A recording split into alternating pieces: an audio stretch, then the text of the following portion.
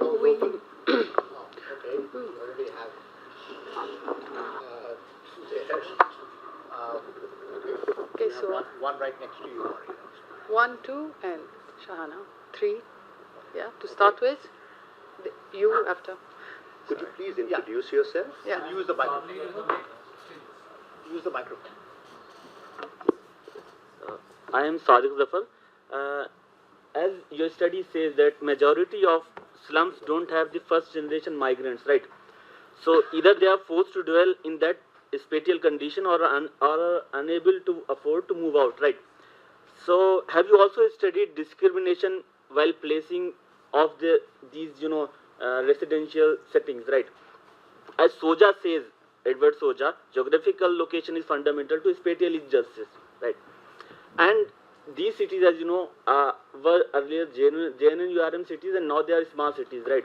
So, in the light of Judith Butler's concept of precarity and the state of abandonment is because of, they are confined within that spatial setting.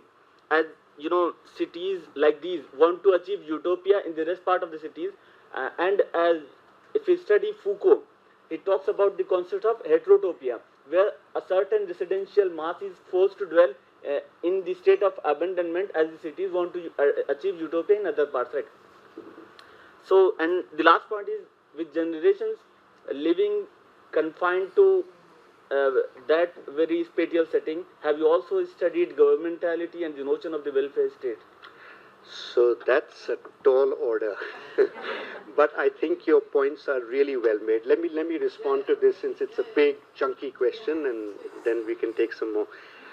I think your points are really well made. The way I put it myself is that people in slums, while they're living in the city, are not of the city, in the sense that the enclave lives they live cut them off from the sources of dynamism that one would otherwise associate with the city.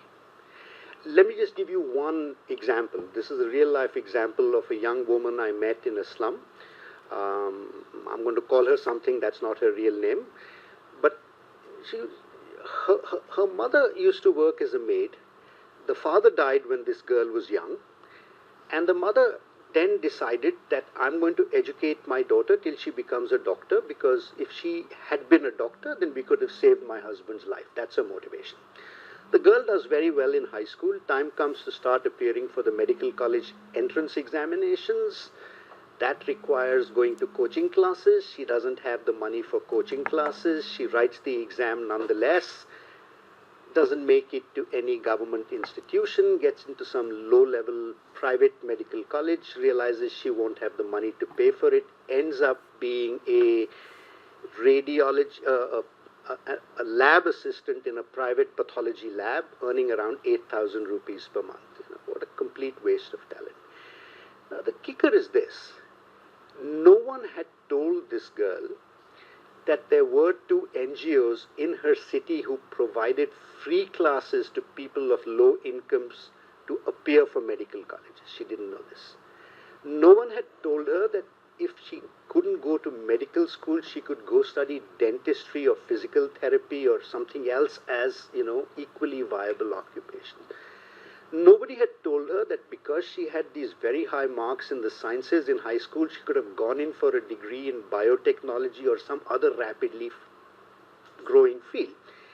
And that's because no one in her environment had any knowledge of any of these possibilities. There are no role models. There are no kind of living links to the outside world. There are no connections with financial institutions.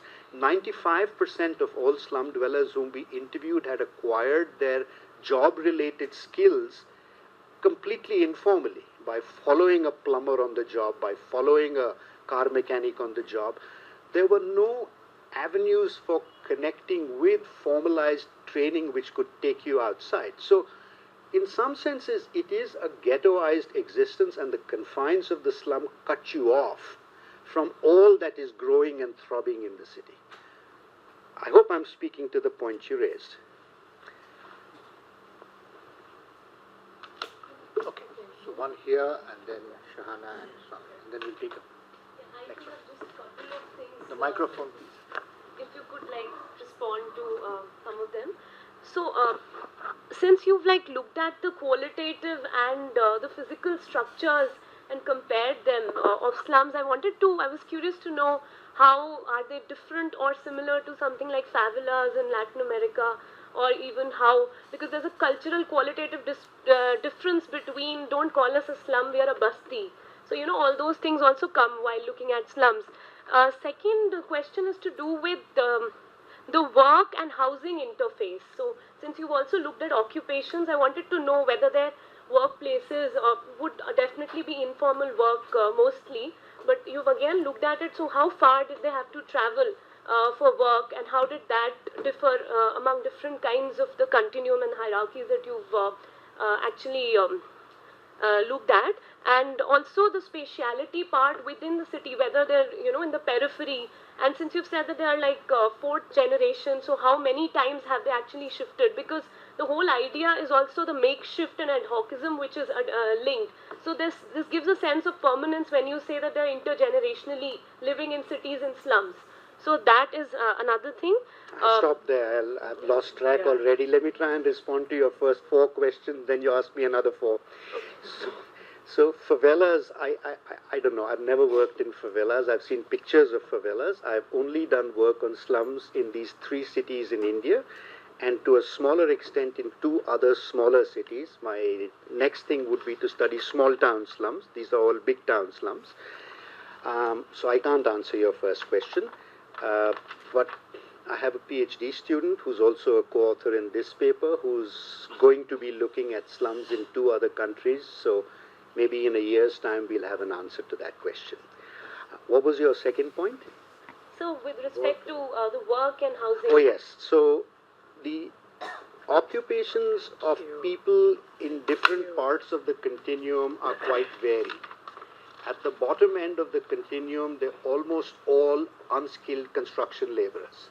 In fact, these blue polygon slums often come up on construction sites, and many of them remain, and some of them go away. At the top end, also, there are hardly anybody with a formal sector job. There's all informal occupations, but informal occupations that require some more skills, some more training, and therefore are more highly paid. The assets they own are also widely different across the continuum.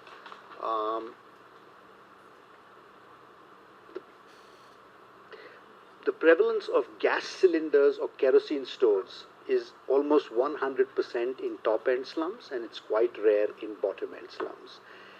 Television sets, black and white or color, are owned by more than 80% of households in top-end slums, by almost no one in bottom-end slums. In the middle, there is a rapid accretion of televisions. That's almost the first asset anyone acquires. Mobile phones I don't count as assets anymore. They're necessities, and everybody has at least one mobile phone. There are various other indicators of how lifestyles and occupations change across the continuum. If you're interested, I can send you some papers with a whole lot of statistics. Right. So one was to do with the spatiality and of these settlements within the city, whether they're towards the periphery. They're all over the place. They're all over the place. Patterns that no. So they've found niches everywhere. Right. Some of the ones that are coming up most recently are in the peripheries of cities, because the center of the city has been choked and exhausted. But there are slums everywhere. In fact, I can show you a map of where the slums are in Bangalore and the other 2 cities. Right. So one thing which is related. Round. Okay. Because it was actually related as well. So one more then, because after one. Then your next ones will come in the second round. Sure. Sorry. So this idea of real-time tracking, I find this the technology part slightly glorified, because what happens is that this real-time time tracking could be riskier in the sense of further threats to more evictions, because it's not that they by choice would choose those. Would you rather evict somebody after they've lived in a place for 20 years, or at the get-go? Or would you never evict anybody even if they went to the Rashtrapati Bhavan lawns? I mean, it's not a simple question. It's a moral choice. What I'm saying is, no matter what public policy you adopt, to have a viable, transparent database to support that. You don't have it today, as a result of which you have a lot of non-transparent choices being made. So there are follow-ups.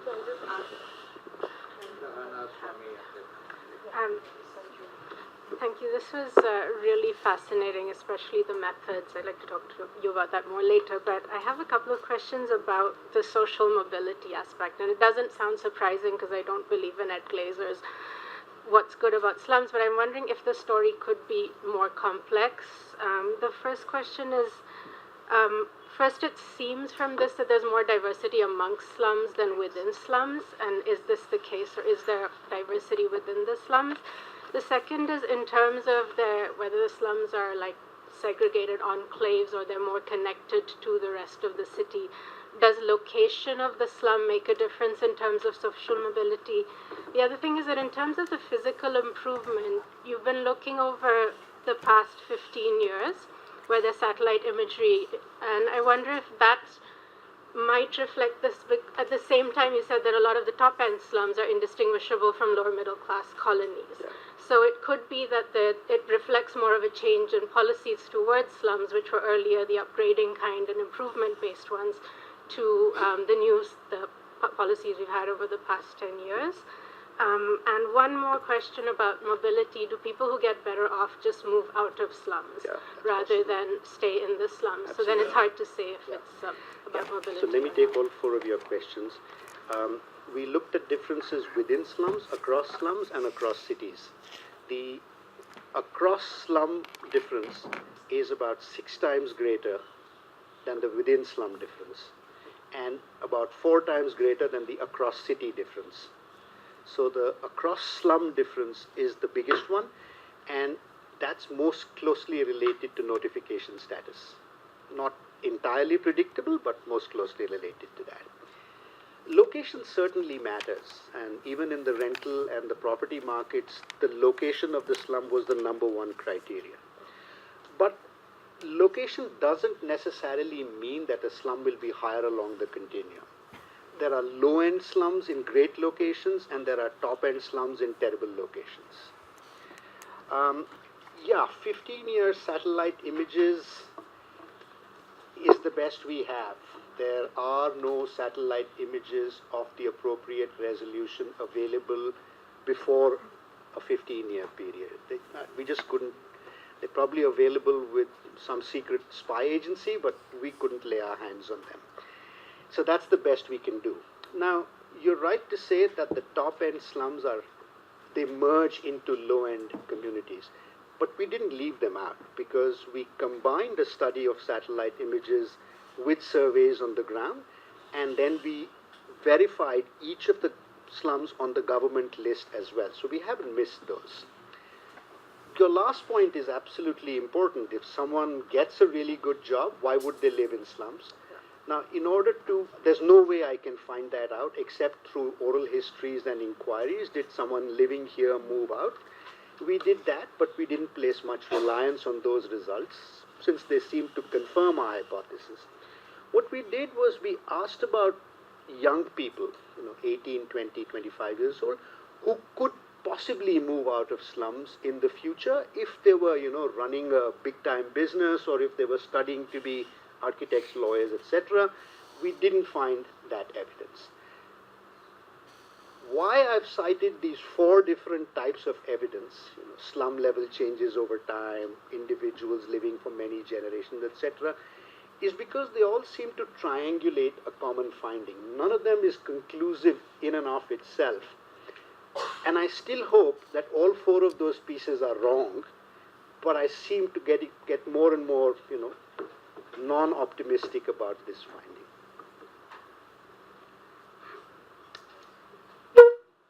Hi, I'm Swaminathan Iyer of the Times of India. Before in DC. Yes. On the question of mobility, it did not seem to be that the system is as bleak as your conclusion seems to make out. In the first place, if there is a huge demand for this kind of habitation, very clearly it is upward mobility compared to where they came from. Secondly, you are saying that the largest variation is across slums, which means from the low you get higher and higher. To me, this is actually a story of mobility, not of lack of mobility. So I was a little puzzled when you sort of said, lack of mobility. Possibly the issue is one of time. If you follow an area over time, and perhaps there is an error in saying you are still living in that same house. In some ways, I am actually living in a much smaller and smaller house as I get older and older.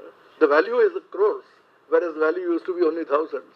But the mere fact that you are living in a same area is not necessarily a sign of stagnation.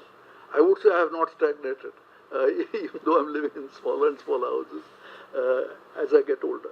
So, in order to establish this mobility more firmly, should you not marry this with a process across time of, what is your asset ownership? You said high-end fellows have 80% of them have color TV, and they don't. But were they in the same position 20 years ago? And if they have progressed from nothing to all this, surely then what we are seeing is a picture of progress. And while it may not be a very fast conveyor belt, if you see a place like Dharavi, which is now talked of as an a thriving industrial metropolis, that's and supposed to be the biggest slum in India. I mean, that's a very different picture of mobility from what you have. Yeah, for every 2 Dharavis, Swami, there are 3 or 4 non-Dharavis. You see, to stretch a point, I'd say every top-end slum began as a blue polygon slum. And if that were the whole story, it would be nothing but a story of upward mobility, slow but steady. The point is that there are many slums which start as blue polygon slums and either remain blue polygon slums or are eradicated. It's not every slum that goes up the hierarchy. And so the story is a more mixed one. And the way you and I are seeing it might very well be a matter of the glass being half full or the glass being half empty. But what bothers me is when I meet and chat with really smart kids in slums who are willing to work very hard, but who do not have any realistic chance of ratcheting themselves up to the next kind of career ladder. What worries me is that it's not only something that's possible, it's something that's being done on a smaller scale. So if I compare the achieved mobility, becoming a sales girl instead of a maid, with the potential and the possibility, the demonstrated possibility of that same girl becoming a medical doctor or an IIT graduate, it's that gap that leads me to this kind of bleakness. Hi, Manisha here. Yeah, I know you. So I see the same slums, much smaller numbers because I tend to see them and you're seeing them from here. So if I'm seeing them ethnographically, what I find is that while the satellite has caught the image from a top, also the real-time changes, it's not caught the markers of division. For example, Sangam Vihar is divided from Sainik Farms by, I think, it's always said Asia's largest, so I tend to say Asia's largest garbage dump. And there's a stink and a stench. And that stink and stench is so bad that all the research students who come to me wanting to study urban come with all of this thick vocabulary that I don't even know much about. But the first thing we do is ask them to understand that smell is the marker. And that leads to their own subjective understanding as Gandha subjects. So rather than the state or where we are telling them that here you are, if you move horizontally, then you find this as the big marker. Don't lose this out. Of course, doing the satellite is extremely important, but don't lose out the horizontal bit. Can I stop you here for a minute? Sure. So, yeah, I think your point is very well made, and what I'm pressing here is not for an unalloyed use of satellite images, but always accompanying that with ground surveys. Yeah. The other point I want to make is that the images I presented were low resolution ones. I don't have the technology or the adeptness to present those high resolution images. But if you look at the high resolution images, then things like garbage dumps, things like uneven edge lines are some of the things which my collaborators Raju and Nikhil are actually looking for. Closeness to railway tracks, closeness to natural drainage lines. These are some of the things that factor into their algorithm. And each of these algorithms has been developed by a iterative process of prediction, ground truthing, redrafting the algorithm, further ground testing, and so on. Yeah, so the second point is really linked to the two very small points. If you just move the methods, this is how the whole thing turns. So when we look at issues of mobility, and of course a lot of our research team is highly inspired by a lot of the work that they've read done by you, because they can go to the field straight with this work. Now we've begun to feel that this whole debate on urban services, and I started looking at it from about 2010. So it's about 8 years, the same debate that the DUCIB and the MCD people and the DCs, especially if they're young, they'll all meet together. And the whole debate starts, the local pradhans and middlemen are brought out, and the pipe story starts. Then one says, I have to do sanitation. Then we ask him, what is sanitation? He says, मैं pipe लगाता हूँ, pit नहीं बनाता हूँ. So basically what we understand is कि गंदगी को सरकार नहीं छुएगी, और टेक्नोलॉजी का मतलब है कि मैं पाइप लगा दूंगा, अब तुम्हें अपना मल जो है अपने सर पे लेके घूमना है, तुम घूमो.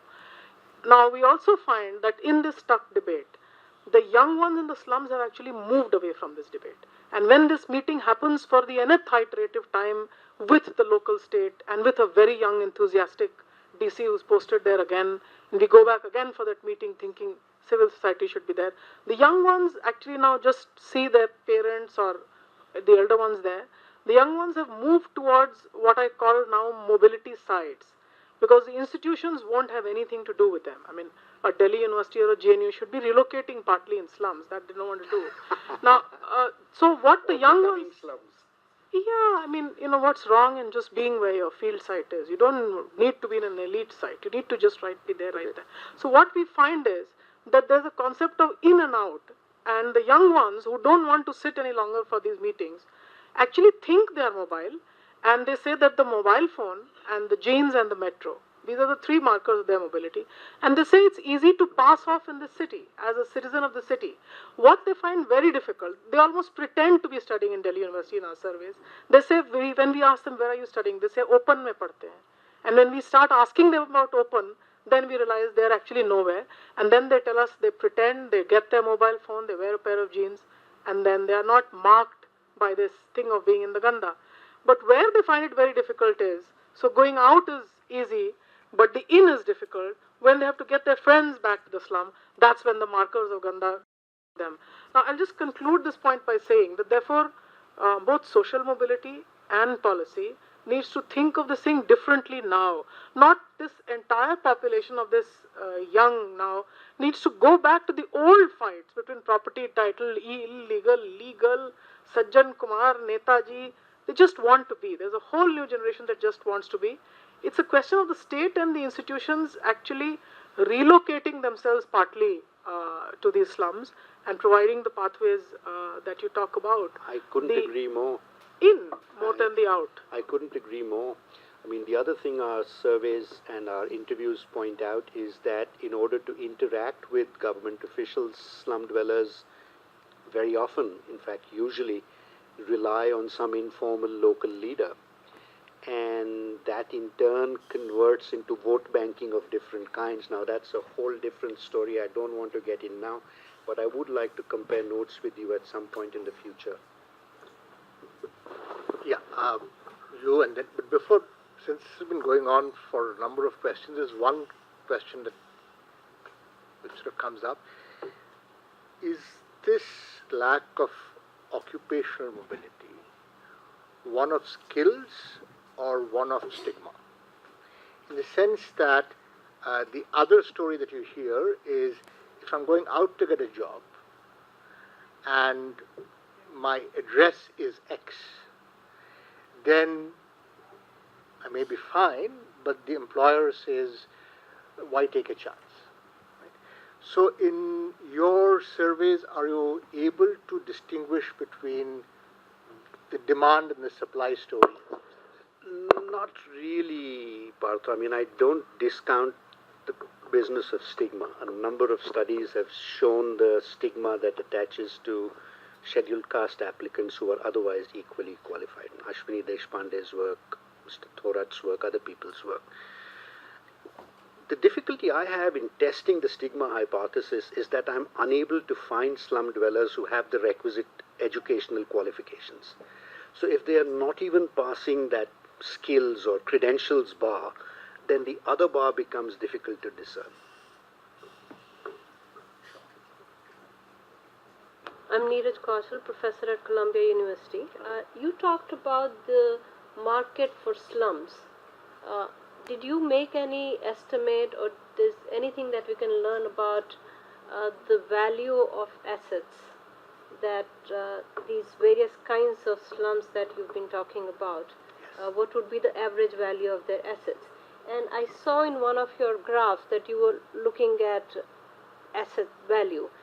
Was that included in it?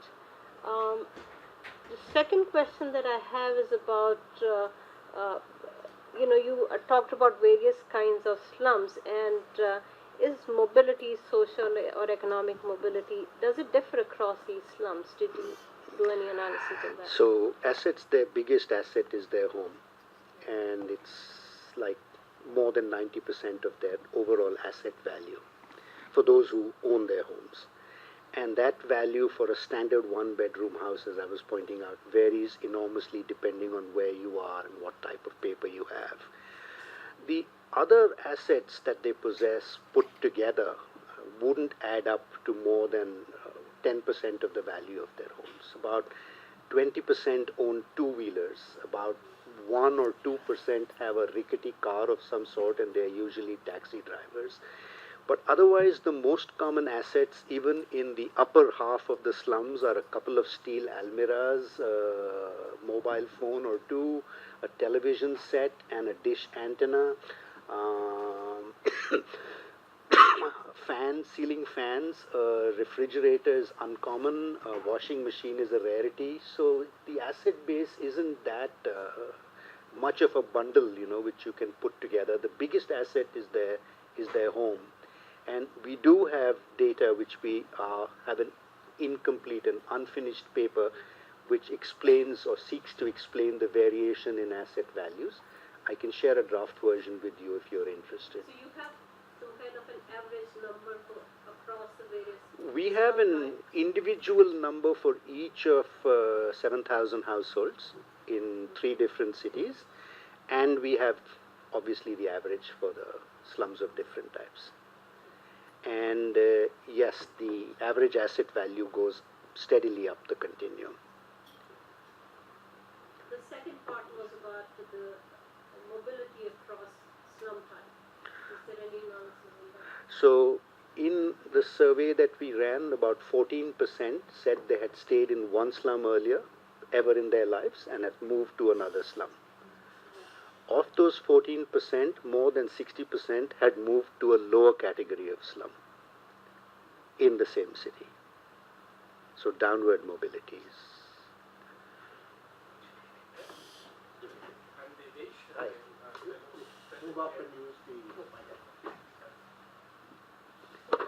I'm Devesh Vijay, presently at CSDS. I shared this feeling that perhaps you are underestimating the upward mobility dimension. And my feedback from some study in Delhi slums is most of them try to make their houses pakka. And that value immediately jumps up. And rents are a major source of earning of old dwellers. Those indices and measurements were perhaps, along with the people who are moving out, they are the biggest index of upward mobility. They can be dragged. Most pradhans in the slums have these, and pradhans themselves are mostly part of the upward mobility cycle. But more than that, I was thinking of 2 dimensions which are, the non-economic aspect of the slum.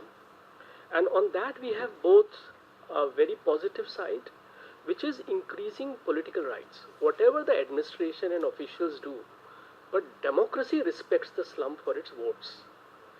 I have seen these local MLAs, MPs, the first thing they give them is the voter card. Very early. and many of these new kacha slums are allowed because of this nexus. Along with that, we have now a Delhi government, even the central government, announcing that no demolitions will happen without rehabilitation. So that side, the non-economic side of improvement. On the other hand, there is a major non-economic downward slide, which again I wish could be. I'm trying to quantify some of these dimensions. For example, crime. For example, of course, congestion. This is even measurable, and that is growing despite incomes coming up. That ought to be a factor in our assessment of what is happening to slums. And something which apathies, the kind of mobs witnessing, people filming. This is not just about slum dwellers. This is the city as a whole. But can we think of quantifying these things? These are very, very worrisome. Anybody who goes to Ireland or Japan, first thing that strikes you is the difference on this side of life. And economists, I hope, when we talk of well-being, etc., in terms of even happiness, and we could measure these aspects as well. They are affecting quality of life in a very, very big way. And lastly, on policy, I just wanted to do the two things which we can do very quickly.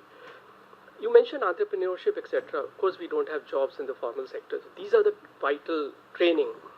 But how many NGOs we will create? How many fresh programs we'll create? We need reforms in the school curriculum. This could go a big way. The school curriculum, this maths and English, and which these students find very hard to tackle, and then we have cheating, etc. But if we had things which could make them upwardly mobile in schools, that will help a lot. Second policy, this thing, congestion and morbidity. We can easily measure morbidity going up. It's happening across Indian society, especially in slums, I found. In fact, from the villages they come. I find people 90-year-old in the village, but in the slum, hardly anybody going up 60s, early deaths. So these... Not early deaths, old people left behind in villages. Probably both. But, Devesh, you said a lot of things which are really important and which I agree with most of them. I'm not even going to try and address each of them individually, except to respond to you with an anecdote. So, for 15 years before I got a PhD and became a researcher, I used to be an IAS officer. And I had a pretty good lifestyle. I had lots of people working for me.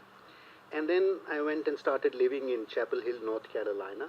And one day a colleague of mine from the old days came to visit me. And I didn't notice he had come. I was sweeping my driveway with a long-handled broom, wearing a pair of shorts and slippers. So he looks at me and says in Hindi, "Collect sahab, agar yahi sab kuch karna tha, to chhod ke kyun aaye?" And I said, "Look around you, yaar. Do you see any slums here?" And he says, "I don't see any slums here." I said, that's because we Indians are used to, us middle class and upper class Indians, are used to living with an army of people who work for us. Our drivers, our maids, our cooks, our gardeners, our, all the itinerant salesmen. Life in cities, life of people in cities is dependent upon the cheap availability of these services. Where are these people going to live? We are all talking about, and we are all seized with these advertisements we see in the paper and get in our spam mail about this new Adani Realty, about this new luxurious bungalow. There's an explosion of formal high-end property. Each of those guys need 2 drivers and 3 maids. So at the same time as there's an explosion in upper-end property, there is a concomitant explosion in slums. It's inevitable because of the lifestyles we lead.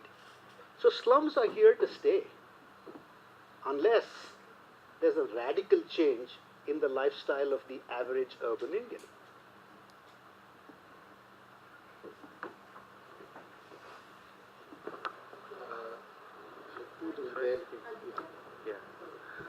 Hi, I'm Aditya. I'm at CPR.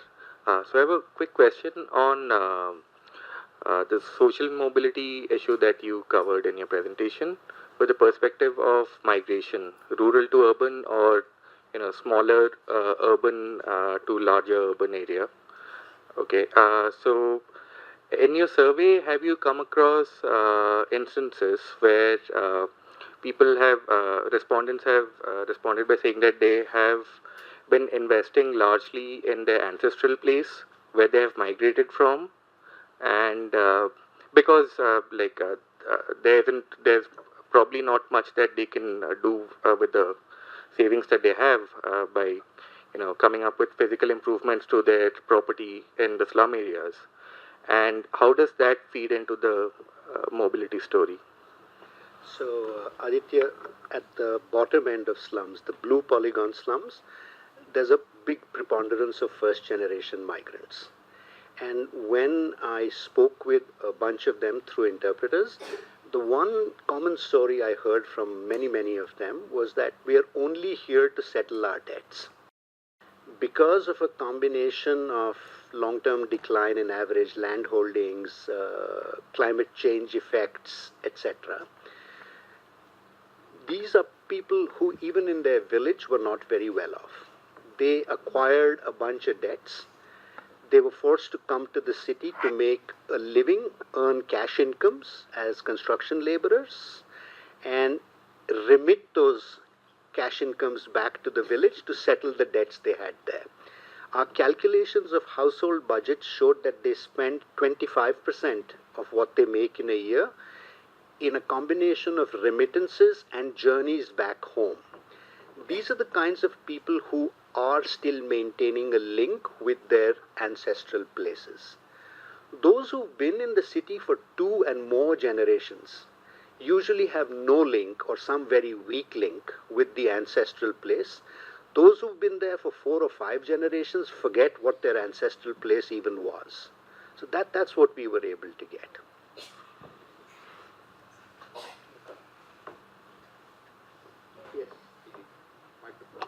Yes, so I'm Nicolas Gravel, Professor of Economics at Aix-Marseille University and Director of the CSH here. So I really enjoy your talk, it's very nice.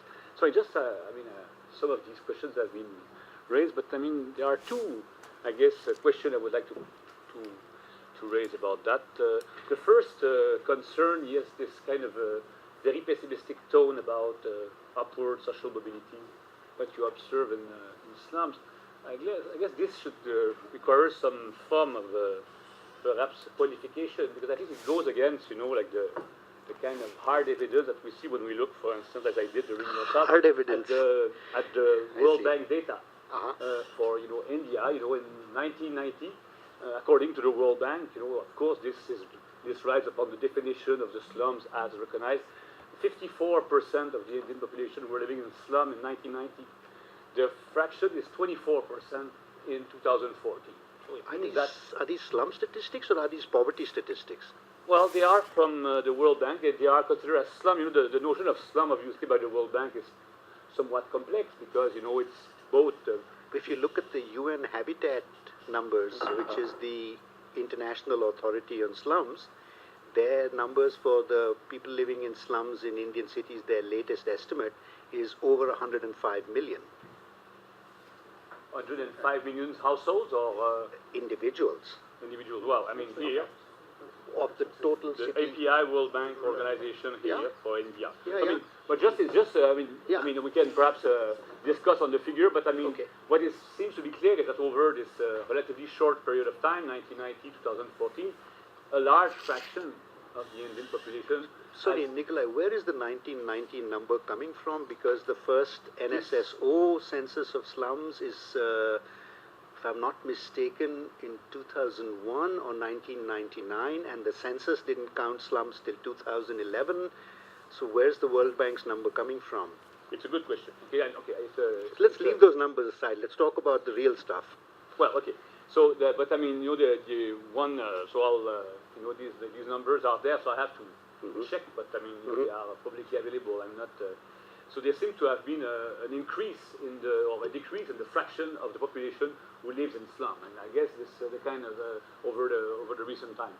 And I would view that as an increase in upward mobility because these people who have left slum, or the fraction of people who have left slum for something else that is perhaps not. The second question about your talk was concern your policy recommendation, and one of your policy recommendations, which I find very interesting, was about the fact of acknowledging more clearly the nature of the transaction on the real estate market that takes place on these slums.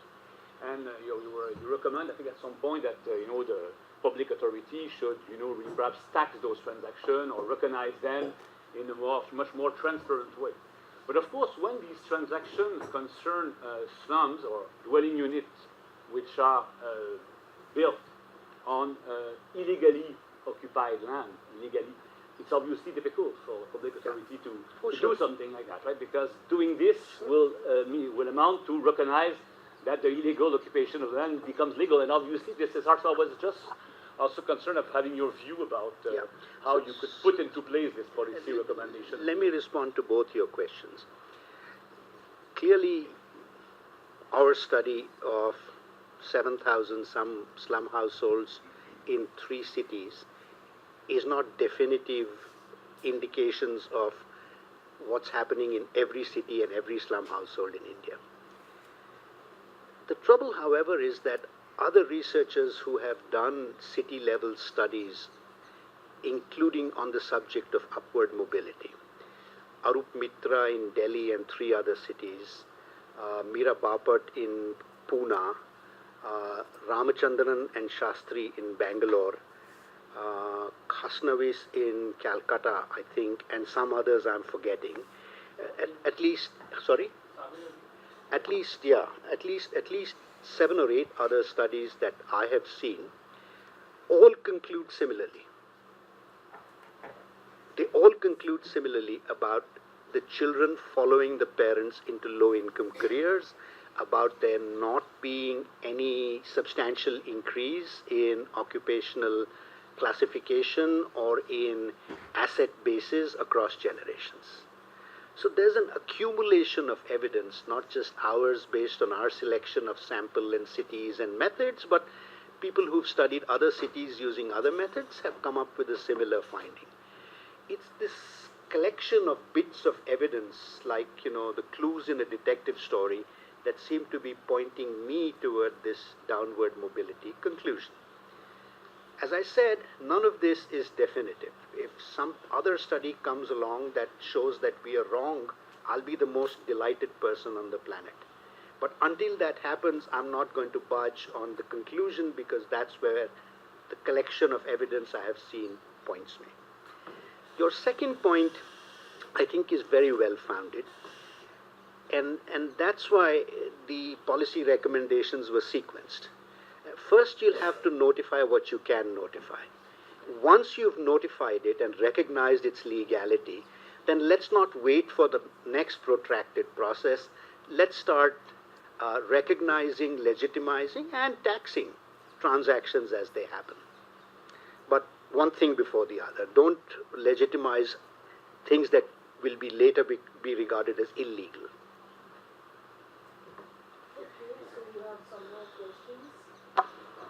Here, then your second round of questions, and me, I have questions as well.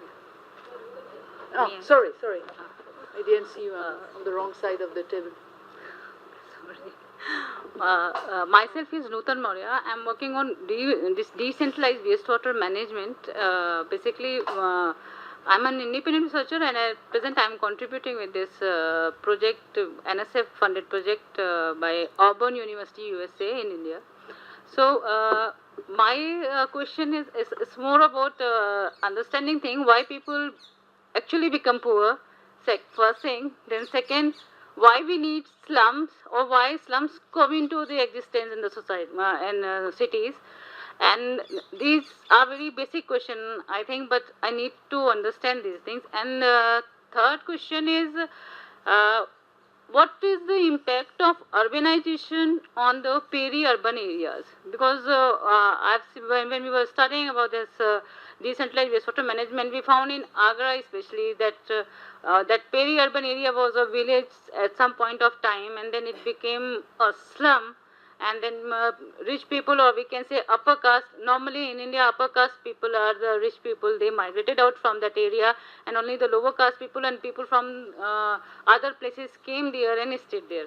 And one I don't know this question or what, that in your policy thing, when government had came up with the idea of slum-free cities, sometimes in 2005, so why not we why not you are suggesting that we should come up with that idea, or government should come up with the policies and programs where cities do not need to have slums at all. These are great observations, Nutan. But as I said in response to Devesh's question, until the government starts providing low-income housing in the numbers required, not the government, the private sector, civil society, whoever becomes the agent of change.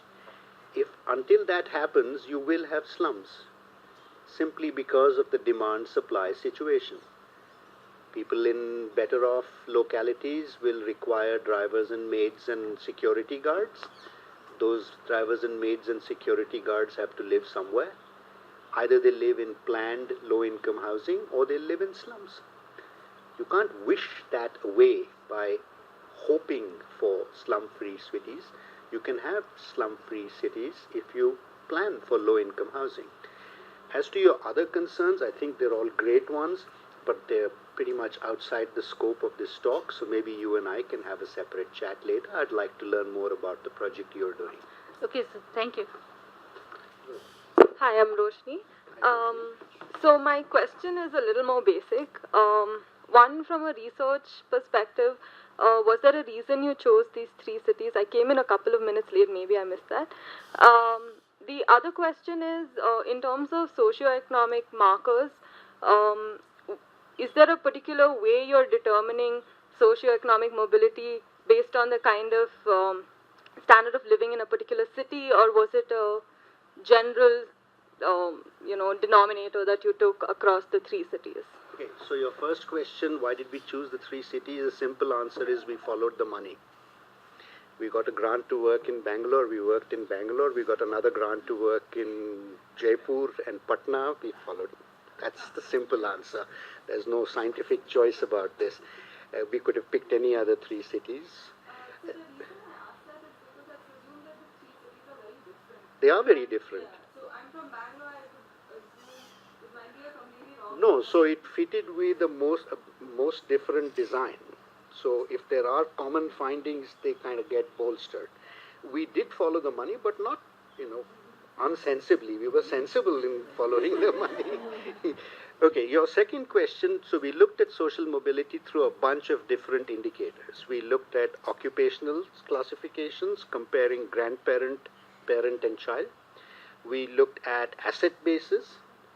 We looked at income and consumption, but that was the third thing. I have problems with looking at those. Particularly recall data on incomes is not very good, and even current income data for informal sector workers is not very reliable.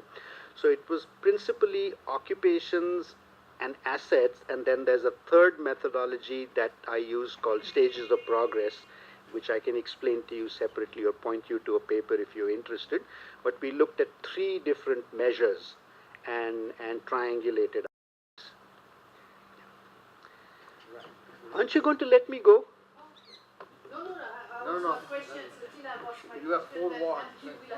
So, okay, then at least give me another glass of water. Yeah, sure. So, one question for you then. Except if you want to take as many as. Sure. Go ahead. Tell me your name again. I'm pursuing my PhD from Delhi School of Economics, Department of Sociology, on urban informality and labor. Who's your supervisor? Professor Pandey. So we are extending it because we are very much fascinated with the work. Sir, so this is slightly from the field work that I've also been doing in Delhi. So one aspect is with respect to the rural-urban migration itself, and also even in not as low-end slums, even at the upper-end slums, the quality of life that you've also pointed out has denigrated to some sense, and the overall you've been pointing out about this demand from the service in industry as well. I mean, the demand for services. But sir, the job seeking for which they are coming, So that aspirational part is also something which is being refuted in some of the testimonies that I'm getting, wherein even the youngsters would like to go back. And while looking at comparing the rural and the urban experience, I happened to visit with them to the rural site as well, is qualitatively very, very different. So that is one thing. And also with respect to the local state authorities and officials themselves perhaps involved in that informal kind of transactions. So they being the largest stakeholders in the rent seeking. So how then from a recommendatory point of view can we think of resolving that, wherein they themselves have stakes in a lot of, not just from the vending zones or the haftas, but also the housing. Where are you doing these studies, Akriti? So this is in Delhi largely. In Delhi? Delhi and UP as the rural site where I visited. Have you written something up? Yes, sir. Could you share it with me? Definitely, sir. I would love I would love to read your work. Sure, sir. Thanks. Okay. Pranav has one. Yes. Yeah. That's standard process. But as a quick factual thing, the first NSS slum survey I think was 76. It's terrible. Have a And look then at they it. had one in 93, and then 2007, 8. And 8, yeah. That, so that's 2008 is the first. And they did have, the census did have one in 2001, but it was not. It was a limited number of cities. Yes, They were limited trying out number their of cities. methods. And so you have basically range of stuff happening. The NSSO also, in 73, they considered minimum neighborhood size of 200. In 93, it went down to 60. It's further gone down to 20. And that's where the difference is. So those Actually, databases are just not comparable. Actually, the census has now two definitions, one with 60 and one with 20. And the 20s were implemented in a particular set of cities. Yeah, Anyway, it's very complicated. I'll get back to that story later. Very good. Hi, I'm Pranav. I work with the urban team here at CPR. I'm also originally from Bangalore, so it was quite interesting because I've been to some of these sites as well. So I was interested in many things, but I'll just restrict to one question, which was on the thing that you presented about the caste equation in the slums, where you said it was 3% general in the lower, what you call the lower end, and 17 in the higher end. Hang on, let's come up with that slide. I don't remember it. 3 to 17, no? First? Yeah. I think that's right, Pranav. 17 at the highest, 17 general in the highest, and 3 general in the lowest, right? That's what. Yeah. So I just want to know a couple of things about that, maybe from the qualitative work or the local people that you were partnering with. It's a question of how cosmopolitan they are in the question of sub-communities. So are these, SC, ST, OBC, obviously very broad No, categories. the raw data records the exact caste group. Yeah, but which was then coded. From what you saw, I mean, in terms of your fieldwork or a bit of the ethnographic detail, I just wanted to know: is it particular subcommunities that are involved in the same occupations, etc., or is it just SE as a category where there might be diverse sort of different communities that live together? I get your question. In the lowest category of slums, they're usually people from the same part of the same state. Yeah. So they've come from northern Karnataka or they've come from Andhra, and usually all or a large bulk of people living there are from the same area. Right. As you grow up the continuum, it becomes more mixed up. And in the top end of slums, there's usually not one dominant group in terms of numbers. The other thing that's happening, Pranab, is that when people come into cities, they choose to live in a neighborhood that they can afford. So if you are a better off villager, you'll move to a higher level of slum. If you are a really poor person, you'll move to a blue polygon slum. Same as the rich folks, non-slum folks would do. True. Now, what happens though is that after this assortative residential selection happens, most people get stuck in place. So if you move to a particular slum, you get stuck there. That leads to some mixing, but there's also a core element of the original residents who stay on. over time that picture gets more mixed up. Sure. My the joint sort of question that I was getting at was what effect would that then have on employment and the opportunities that you're able to kind of get through networks, and particularly the question of resettlement. When you're evicted and then you're resettled, very often in one resettlement colony, it kind of forces a certain kind of cosmopolitanism. Yeah. Does that in turn lead to any kind of network? In slums, there are very few superior role models with better network connections. So, your friend in the slum, or your relative in the slum, or your neighbor in the slum can help you become an auto rickshaw driver, can help you become a mobile phone salesman if you have the smarts and the capital. But that friend can't help you become, a large-time retailer or to become an entrepreneur, because most, if not all, people lack the connections to make that happen. There are exceptions, but they're so small in number as to be truly, Malcolm Gladwell outlier kind of people. And certainly, as was pointed out here, there might very well have been people who become big and left the slums who our methods were just not able to track. Right. But the other thing in Bangalore especially is we're talking about the notification and giving them rights. But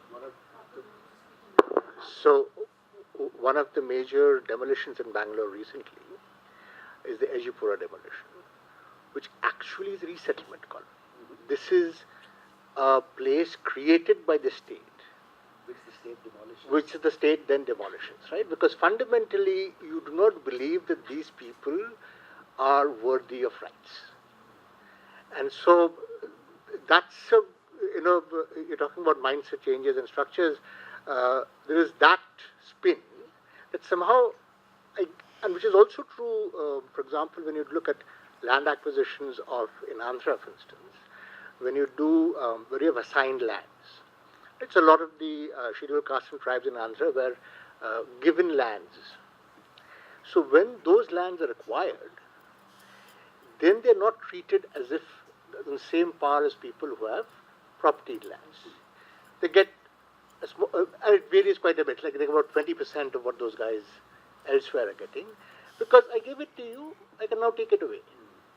So it is that fact that you exist at my pleasure, which one needs to sort of overcome if you really want to move in a more sensible direction. But anyway, I'm sorry. Any more? No? Just one line. Do you want? Second. Do I have a choice? Very strongly about this possibility. You left out that point I was raising about school curricula. This can be the most empowering thing for poor children. Even, my students, they are living in slums. After post-graduation, they are applying for Jamadar's jobs. Anything in the formal sector. Those lives are equally pathetic. This curricula is doing in USA anywhere. So many people don't move into higher education, and we have the reverse. The formal sector is so small, and the education, higher education. So if we could get together, I'm just sorry. I feel very strongly that if civil society could put a little more pressure on school curricula, which point you were raising, but you're not touching upon school and college. Yeah, that's not something I probe systematically. It's not something I have expertise in, so I'm not going to stick my neck out. But intuitively, I couldn't agree more with you. And not just for slum kids in general.